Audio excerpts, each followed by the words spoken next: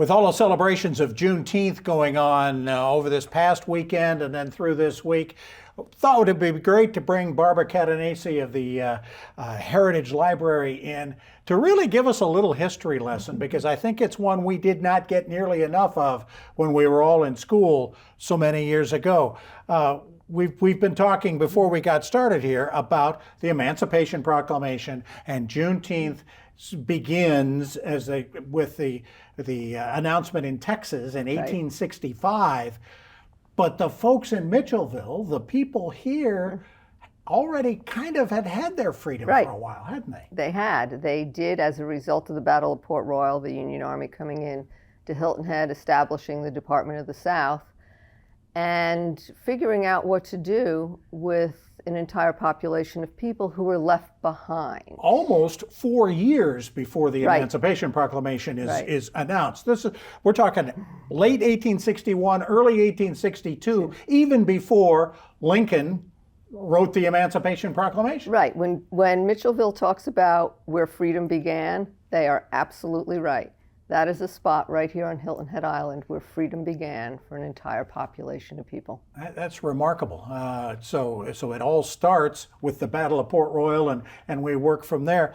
The folks in Mitchellville who had been freed, but they didn't stay necessarily freed together for all that long either, did they? Right. You basically had, so what happened with the Emancipation Proclamation, and of course what happened then with the 13th Amendment when that was ratified is you had the ability, basically you declared people free, and you also gave them the ability to enlist in the military.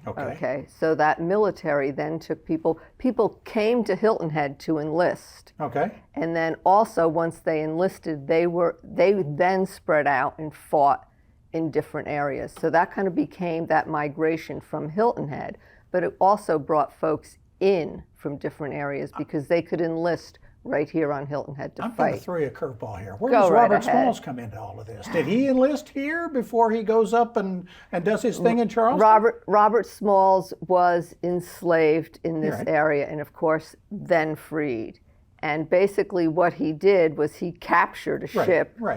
And so that all started that for him. He was kind of that pirate of the Civil War.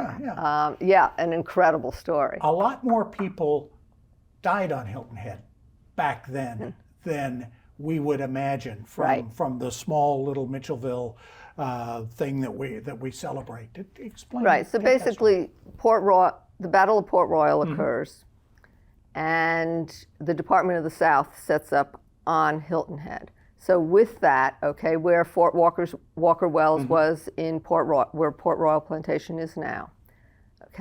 So you had the Department of the South, and then right over to the north was where Mitchellville was set up. But the Department of the South was where there was enlistment centers, there was a hospital, there were jails. So you had a lot of people coming through Hilton Head that weren't fighting here. But of course, they were injured, they were ill, so you had a large number of deaths during the Civil War here on Hilton Head. They were military caused, but not because they were fighting here.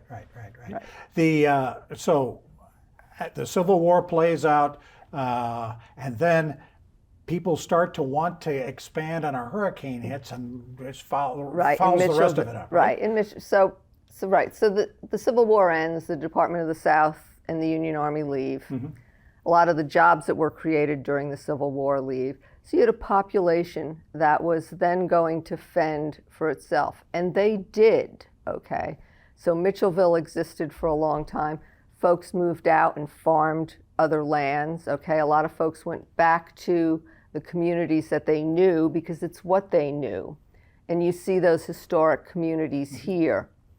But we had a population that was freed here quickly, grew here quickly, and absolutely thrived quickly until, of course, and they're still here during modern development, but it's just that world that was existing here changed with modern development. See the kind of things you can learn from the Heritage Library? Absolutely. heritagelib.org is the website. It is. You can get involved in learning even more.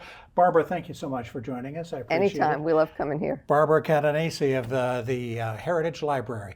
Hope you learned something over the last 30 minutes. If you missed anything at all, we'll be back in 90 minutes. Thanks for joining us.